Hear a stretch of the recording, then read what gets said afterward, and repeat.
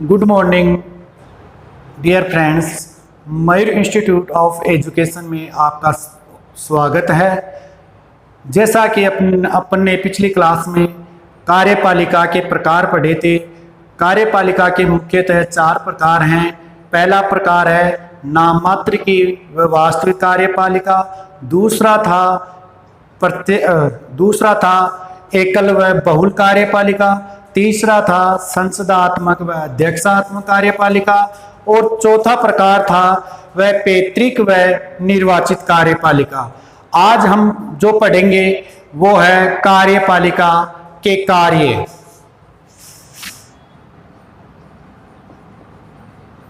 कार्यपालिका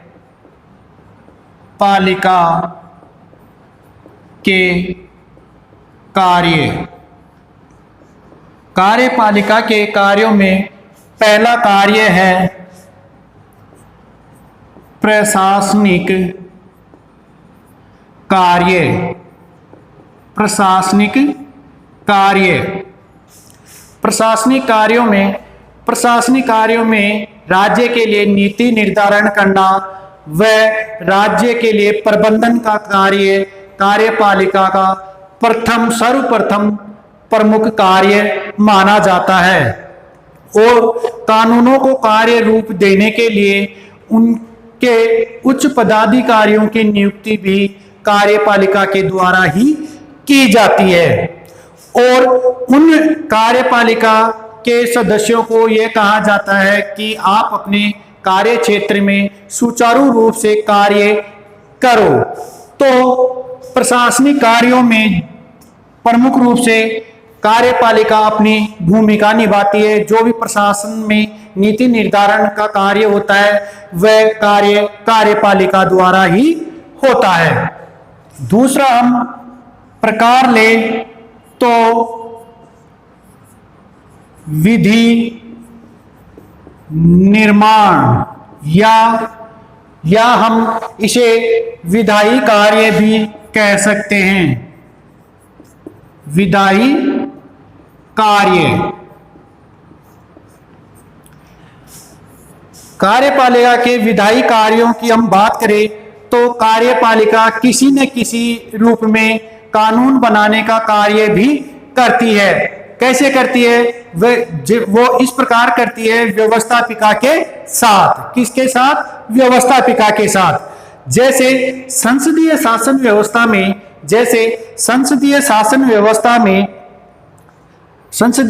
व्यवस्था के राज्यों में अनेक मंत्रियों की नियुक्ति की जाती है। और इन मंत्रियों की एक मंत्री परिषद होती है। इस मंत्री परिषद द्वारा ही संसद का अधिवेशन बुलाना,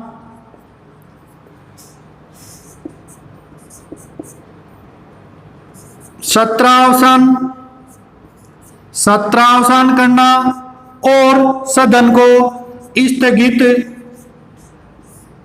करना कार्यपालिका में मंत्री परिषद का प्रमुख कार्य होता है।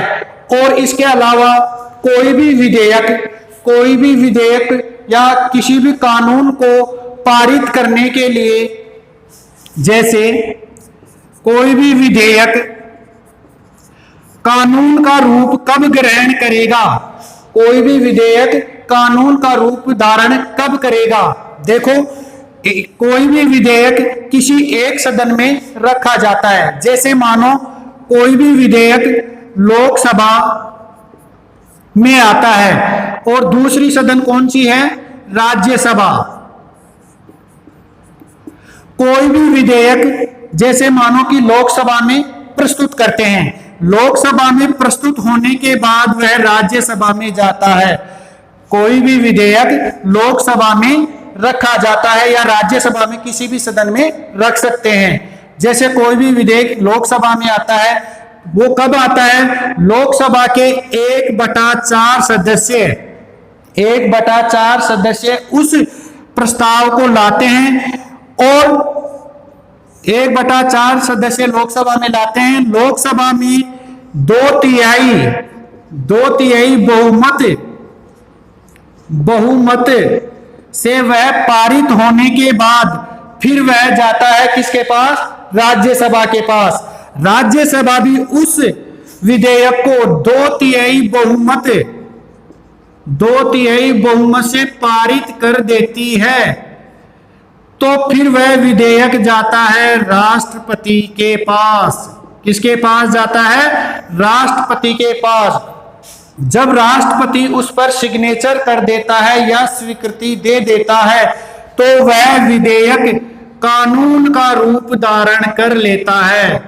कानून का रूप धारण कर लेता है।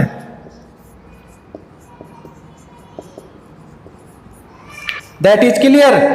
फिर से समझना, कोई भी विधेयक किसी भी सदन में ला सकते हैं, सिर्फ और सिर्फ धन विधेयक और वित्त विधेयक के अलावा बाकी जो भी विधेयक होते हैं वो किसी भी सदन में ला सकते हैं। धन विधेयक और वित्त विधेयक सिर्फ और सिर्फ लोकसभा में ही प्रस्तुत किए जाते हैं। तो आमतौर पर हम किसी भी विधेयक की बात करें तो कोई भी विधेयक जैसे मानो कि लोकसभा में प्रस्तुत कर रहे हैं, तो 1/4 सदस्य या 1/4 मंत्री लोकसभा में विधेयक को रखते हैं और लोकसभा के सदस्य 2 तिहाई बहुमत से उस विधेयक को पारित करके राज्यसभा को भेजते हैं।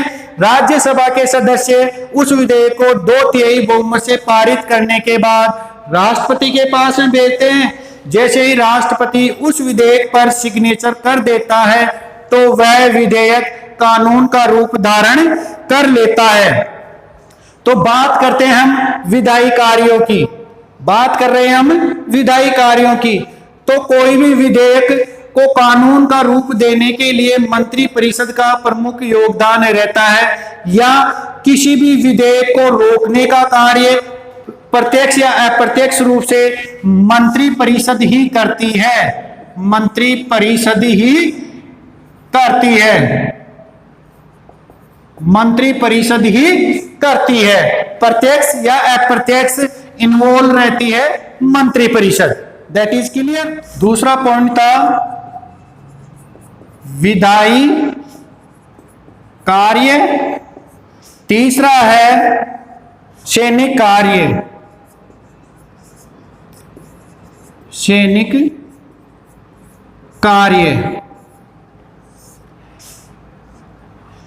देश की या प्रदेश की प्रतिरक्षा की जिम्मेदारी किसकी होती है? कार्यपालिका की। किसकी होती है? कार्यपालिका की। प्रतिरक्षा की जिम्मेदारी होती है कार्यपालिका की, और कार्यपालिका के अध्यक्ष द्वारा स्थल सेना, जल सेना और वायु सेना के तीनों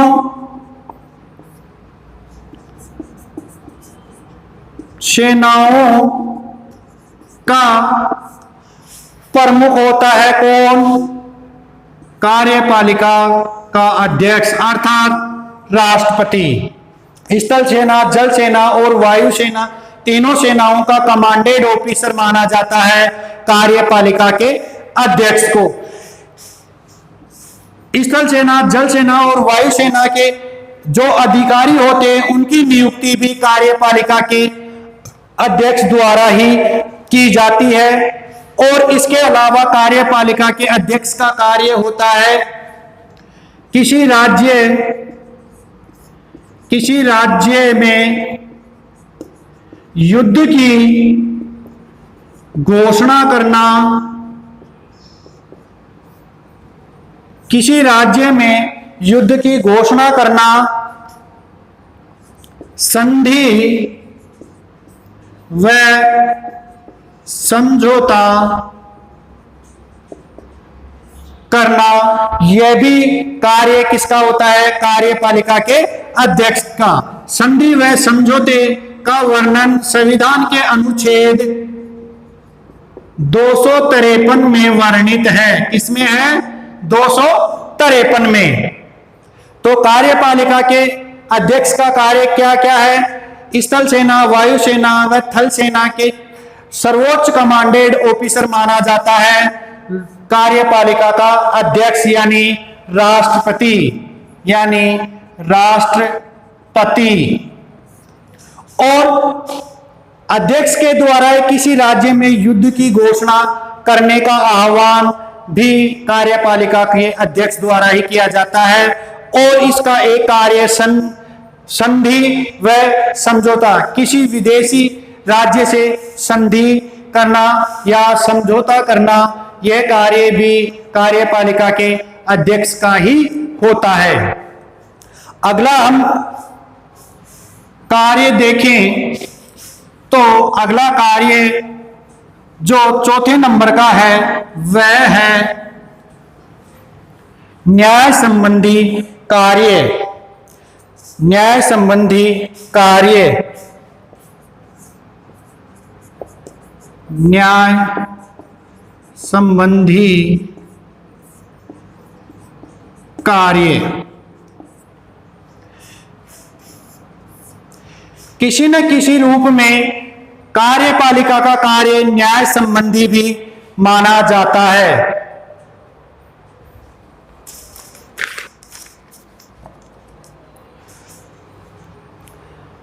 किसी न किसी रूप में कार्यपालिका का एक प्रमुख कार्य न्याय संबंधी भी माना जाता है। प्रत्येक देश की कार्यपालिका के प्रधान कुछ न्यायिक कार्य भी करते हैं, कुछ न्यायिक कार्य भी करते हैं, जैसे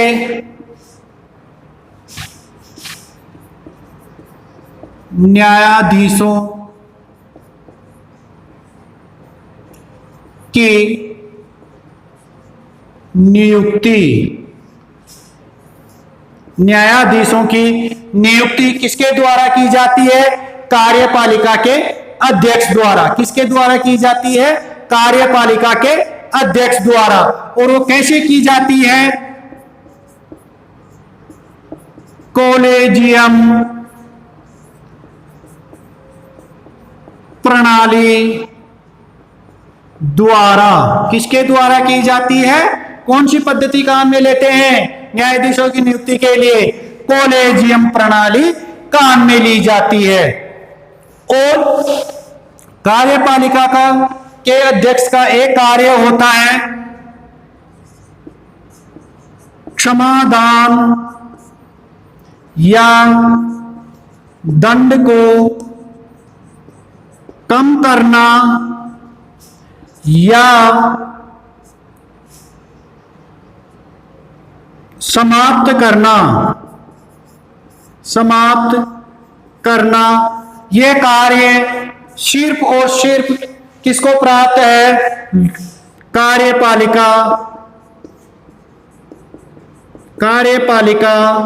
के अध्यक्ष का। किसका होता है? कार्यपालिका के अध्यक्ष का। अर्थात राष्ट्रपति का। किसका होता है? राष्ट्रपति का। देखो, न्यायिक संबंधी कार्यों में कार्यपालिका भूमिका निभाती है न्यायाधीशों की नियुक्ति करके। नियुक्ति कैसे होती है? कॉलेजियम प्रणाली द्वारा। और कौन करता है? कार्यपालिका का अध्यक्ष यानी कि राष्ट्रपति। अगला जो पॉइंट है न्याय संबंधी कार्यों में क्षमादान या दंड को कम करना या दंड को समाप्त करने का कार्य भी किसका होता है? कार्यपालिका के अध्यक्ष का। और अगर हम आगे हम इसमें बात करें तो सेवा मुक्ति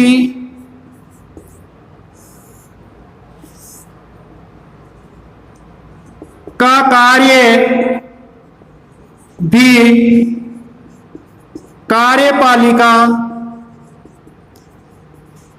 अध्यक्ष का होता है।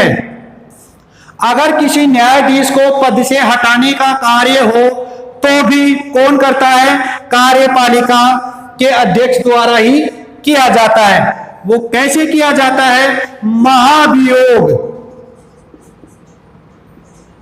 महाभियोग की प्रक्रिया द्वारा, महाभियोग की प्रक्रिया द्वारा। कब करेगा राष्ट्रपति? तब करेगा जब कोई न्यायाधीश अपने कर्तव्यों का सही पालन नहीं कर रहा हो या सिद्ध या कदाचार का अपराधी हो, तब ऐसे न्यायाधीशों को सेवा मुक्त कर दिया जाता है। और किसके द्वारा? महाभियोग की प्रक्रिया द्वारा उसे सेवा मुक्त या पदच्युत कर दिया जाता है। आपको पता होगा कि महाभियोग शब्द सिर्फ राष्ट्रपति को पद से हटाने के रूप में ही काम में लिया जाता है। संविधान में यह वर्णन है कि महाभियोग शब्द का प्रयोग सिर्फ और सिर्फ राष्ट्रपति को पद से हटाने में ही किया जाता है, अन्यों के साथ में नहीं। क्यों? क्योंकि महाभियोग की प्रक्रिया हम किसी उपराष्ट्रपति या सर्वोच्च न्यायालय का न्यायाधीश है उसके ऊपर ला सकते हैं, लेकिन उसे महाभियोग की प्रक्रिया ही कहते हैं, न कि उसे महाभियोग शब्द का नाम दे सकते हैं। तो ध्यान रखना, संविधान में यह वर्णित है कि महाभियोग शब्द का प्रयोग सिर्फ राष्ट्रपति को पद से हटाने में ही लिया जाता है, अन्यों के साथ में नहीं। That is clear. आगे चलते हैं। आगे हम बात करें कार्यपालिका के कार्यों की, तो पांचवा जो कार्य है वह है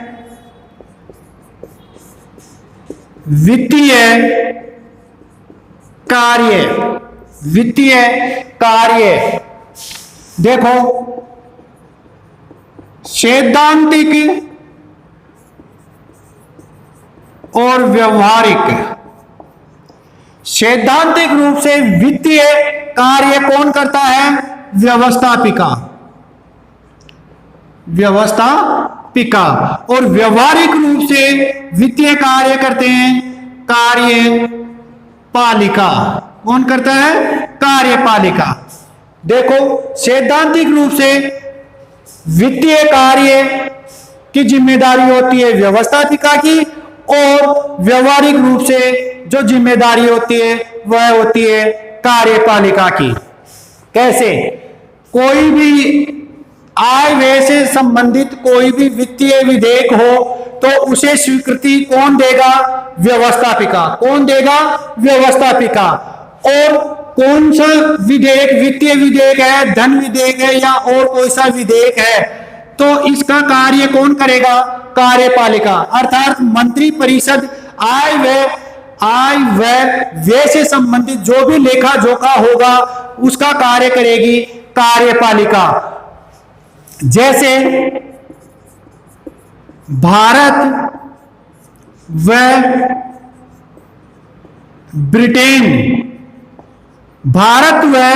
ब्रिटेन में वित्त से संबंधित जो भी कार्य होता है वह कार्य करती है मंत्री परिषद। कौन करती है? मंत्री परिषद। मंत्री परिषद उस विधेयक को पारित करने के लिए व्यवस्थापिका के पास भेजती है, व्यवस्थापिका उसको पारित कर देती है। और हम बात करें अमेरिका की, तो अमेरिका की कांग्रेस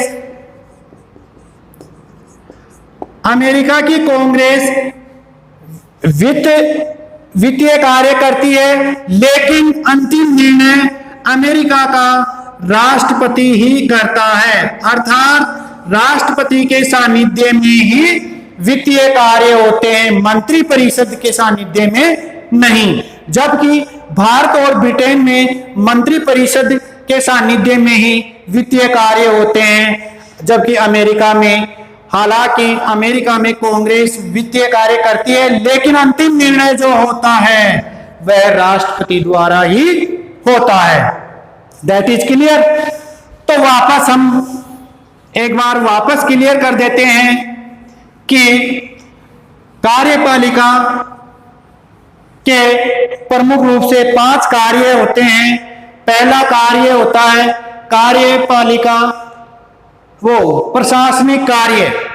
देखो, प्रशासनिक कार्यों में प्रशासन की नीतियां निर्धारण करना वह राज्य के प्रबंधन के लिए जो भी कार्य किए जाते हैं वो कार्यपालिका के द्वारा किए जाते हैं, तथा कानूनों को कार्य रूप देने के लिए कार्यपालिका प्रमुख रूप से योगदान रखती है। और प्रशासनिक कार्यों में जो नियुक्ति के जो कार्य होते हैं वो कार्यपालिका के अध्यक्ष द्वारा किए जाते हैं। जो भी उच्च पदाधिकारी होते हैं उनकी नियुक्ति के लिए कार्यपालिका अध्यक्ष की महत्वपूर्ण भूमिका रहती है। उसी प्रकार विधायी कार्य में किसी न किसी रूप में कार्यपालिका व्यवस्थापिका के साथ कानून निर्माण का कार्य भी करती है। जैसे संसदीय पद्धति वाले राज्यों में मंत्रिमंडल संसद का अधिवेशन बुलाते हैं, सत्रावसान करते हैं और स्थगित करते हैं। सत्रावसान करते हैं, अधिवेशन बुलाते हैं और स्थगित करते हैं। कौन करता है? मंत्रिपरिषद। कौन करता है? मंत्रिपरिषद। उसी प्रकार यद्यपि कानूनों के लिए प्रस्ताव रखना, विधेयक की रूपरेखा बनाना, विधेयक को पारित करना और विधेयक को कानून का रूप देने का कार्य भी मंत्रिपरिषद द्वारा कार्यपालिका अध्यक्ष करता है। उसी प्रकार सैनिक कार्य, प्रदेश का कार्य होता है प्रतिरक्षा से अपने राज्य की रक्षा करना। उसी प्रकार स्थल सेना, जल सेना और वायु सेना, तीनों सेनाओं का कमांडेड ऑफिसर कार्यपालिका का अध्यक्ष होता है और इन ऑफिसरों की नियुक्ति भी कार्यपालिका के अध्यक्ष द्वारा ही की जाती है और इनको पद से हटाने का कार्य भी कार्यपालिका के अध्यक्ष द्वारा ही किया जाता है। फिर बात आती है न्याय संबंधी कार्य। न्यायिक कार्य भी कार्यपालिका के द्वारा भी किए जाते हैं, जैसे क्षमादान या दंड को कम करना या क्षमा करना। क्षमादान भारतीय संविधान के अनुच्छेद 72 में वर्णित है। लोकसभा अध्यक्ष एकमात्र ऐसा व्यक्ति है जो किसी अपराधी के दंड को कम कर सकता है या उसे क्षमा कर सकता है। वो वर्णन है अनुच्छेद 72 में। बात करें वित्तीय कार्य। वित्तीय कार्यों में भी वर्तमान में कार्यपालिका की महत्वपूर्ण भूमिका है। कोई भी आय व्यय से संबंधित कोई भी मुद्दा हो, जैसे व्यवहारिक रूप से जो भी कार्य करती है वह कार्यपालिका करती है, और बात करें तो सैद्धांतिक रूप से व्यवस्थापिका भी इसमें अपनी महत्वपूर्ण भूमिका निभाती है। अब आगे हम इसी टॉपिक में बात करते हैं कार्यपालिका से। बात करें कार्यपालिका से कि कार्यपालिका का अध्यक्ष या कार्यपालिका के प्रमुख की बात करें तो वह होता है राष्ट्रपति। जैसे बात करें तो वह होता है राष्ट्रपति।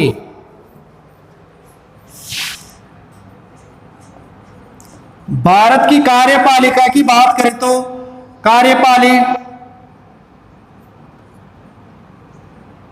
कार्यपालिका का अध्यक्ष होता है भारत का राष्ट्रपति। कौन होता है? भारत का राष्ट्रपति। तो हम यहाँ कुछ अनुच्छेदों के माध्यम से आपको बताने की कोशिश करेंगे। बात करते हैं हम सर्वप्रथम अनुच्छेद 52 की। अनुच्छेद 52 कहता है कि भारत का एक राष्ट्रपति होगा। क्या होगा? राष्ट्रपति होगा। अनुच्छेद 52 यह कहता है कि भारत का एक राष्ट्रपति होगा और राष्ट्रपति ही कार्यपालिका का अध्यक्ष होता है। और अनुच्छेद 52 की बात करें तो संविधान का सबसे छोटा जो अनुच्छेद होता है वह अनुच्छेद है अनुच्छेद 52। आगे बात करें अनुच्छेद 53। अनुच्छेद 53 कहता है संघ की कार्यपालिका की समस्त शक्तियां राष्ट्रपति के अधीन होंगी। संघ की कार्यपालिका की समस्त शक्तियां किसके पास होंगी? राष्ट्रपति के पास होंगी। अर्थात कार्यपालिका की समस्त शक्तियां राष्ट्रपति के अधीन होंगी। उसी प्रकार अनुच्छेद 54 क्या कहता है? अनुच्छेद 54 क्या कहता है? राष्ट्रपति का निर्वाचन। राष्ट्रपति का निर्वाचन। बात करें हम राष्ट्रपति के निर्वाचन की कि भारत के राष्ट्रपति के निर्वाचन में कौन कौन भाग लेते हैं, तो बात करें लोकसभा व राज्यसभा के निर्वाचित सदस्य विधानसभाओं के निर्वाचित सदस्य और दिल्ली व पुदुचेरी के निर्वाचित सदस्य। लोकसभा व राज्यसभा के निर्वाचित सदस्य, अनेक राज्यों की विधानसभाओं के निर्वाचित सदस्य, दिल्ली व पुदुचेरी के निर्वाचित सदस्य। अब बात करें कि दिल्ली व पुदुचेरी के निर्वाचित जो सदस्य हैं वो राष्ट्रपति के निर्वाचन में कब से भाग लिए, तो वह था 70वें संविधान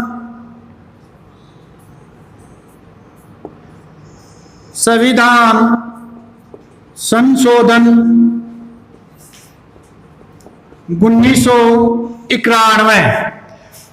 70वें संविधान संशोधन 1991 में दिल्ली व पुदुचेरी के निर्वाचित सदस्यों को राष्ट्रपति के निर्वाचन में सम्मिलित होने का अधिकार मिला। इससे पहले लोकसभा व राज्यसभा व विधानसभाओं के निर्वाचित सदस्य ही राष्ट्रपति के निर्वाचन में भाग लेते थे। अब बात करें आगे अनुच्छेद 55। अनुच्छेद 55 की बात करें तो राष्ट्रपति के निर्वाचन की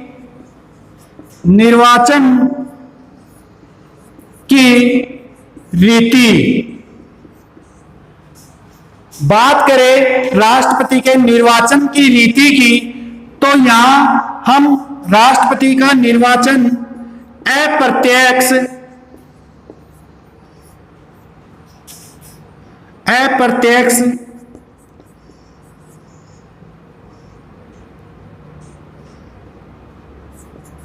आनुपातिक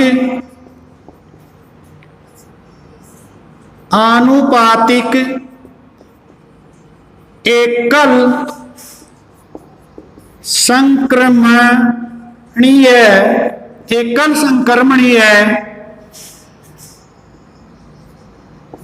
मत पद्धति से गुप्त मतदान से अप्रत्यक्ष रूप से राष्ट्रपति का निर्वाचन होता है। कौन सी पद्धति से? आनुपातिक एकल संकरणीय मत पद्धति की गुप्त रूप से राष्ट्रपति का निर्वाचन होता है। तो राष्ट्रपति के निर्वाचन की रीति से अनुच्छेद 55 जो संबंधित है, अनुच्छेद 56 राष्ट्रपति की पदावधि। राष्ट्रपति 5 वर्ष तक अपने पद पर रह सकता है और जब तक नवनिर्वाचित राष्ट्रपति चुनकर अपना कार्यभार नहीं ग्रहण कर लेता, तब तक जो पहले राष्ट्रपति पद पर था वही कार्य करेगा। अर्थात नवनिर्वाचित राष्ट्रपति जब आएगा उससे पहले तक जो वर्तमान में राष्ट्रपति है वही अपना कार्य देखेगा। That is clear. अब बात करते हैं अनुच्छेद 57। अनुच्छेद 57 क्या कहता है? पुनर्निर्वाचन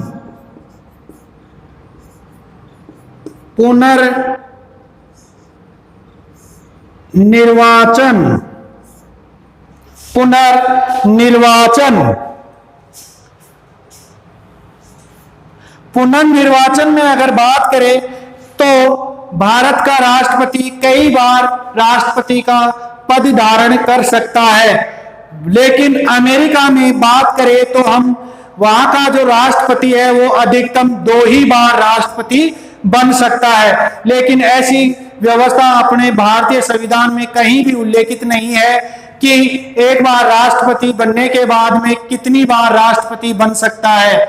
इसकी कोई लिमिट नहीं है, कितनी ही बार राष्ट्रपति बन सकता है। आगे हम बात करें अनुच्छेद 58 की। आगे हम बात करें अनुच्छेद 58 की।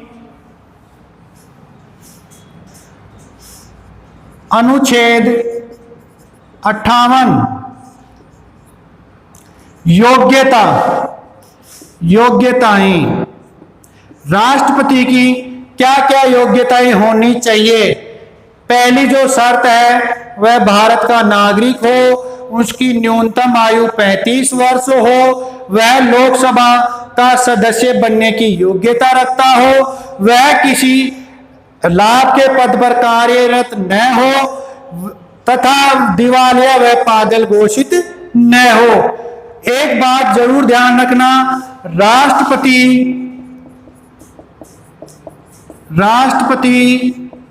उपराष्ट्रपति, राज्यपाल या कोई मंत्री लाभ के पद पर नहीं माना जाता। अगर कोई राष्ट्रपति हो, उपराष्ट्रपति हो, राज्यपाल हो या कोई भी मंत्री हो या केंद्रीय मंत्री हो चाहे राज्य मंत्री हो, कोई भी मंत्री हो, उसका पद लाभ का पद नहीं माना जाता। That is clear. आगे जो अनुच्छेद है वह है आपके महत्वपूर्ण अनुच्छेद 60। अनुच्छेद 60 में है शपथ। अनुच्छेद 60 में है राष्ट्रपति की शपथ। राष्ट्रपति को शपथ कौन दिलाता है? राष्ट्रपति को शपथ दिलाता है सर्वोच्च न्यायालय का मुख्य न्यायाधीश। अगर सर्वोच्च न्यायालय का मुख्य न्यायाधीश नहीं है तो वरिष्ठतम न्यायाधीश राष्ट्रपति को शपथ दिला सकता है। आगे बात करें अनुच्छेद 61 महाभियोग या पद से हटाना। महाभियोग या पद से हटाना। राष्ट्रपति को पद से हटाने के लिए संविधान में महाभियोग शब्द का उल्लेख किया गया है और किसी भी उच्च पदाधिकारी के आगे महाभियोग शब्द का प्रयोग नहीं किया जाता। सिर्फ महाभियोग की प्रक्रिया लागू की जा सकती है, महाभियोग शब्द का प्रयोग नहीं किया जाता। तो राष्ट्रपति को सिद्ध व कदाचार के आधार पर या सिद्ध या कदाचार के अपराध के आधार पर उसे पद से हटाया जा सकता है और इसको हटाने के लिए किसी भी सदन में प्रस्ताव ला सकते हैं। कोई सी सदन में भी विधायकों द्वारा 1/4 विधायक उस सदन में प्रस्ताव लाते हैं और 2/3 बहुमत से वह विधेयक पारित हो जाता है और उसके बाद दूसरी सदन में भी अगर 2/3 बहुमत से वह पारित हो जाता है और फिर राष्ट्रपति सिग्नेचर कर देता है तो वह पारित मान लिया जाता है। लेकिन जैसे ही 1/4 विधायक अगर राष्ट्रपति पर महाभियोग लाते हैं तो 14 दिन पूर्व राष्ट्रपति को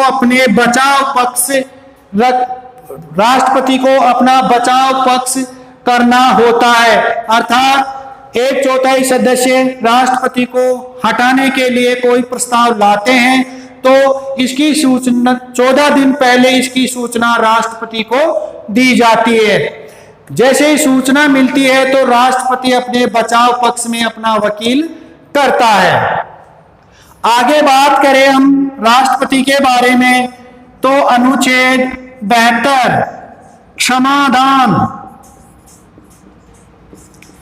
क्षमादान का जो अधिकार है वो राष्ट्रपति को ही प्राप्त है, न कि सर्वोच्च न्यायालय के मुख्य न्यायाधीश को।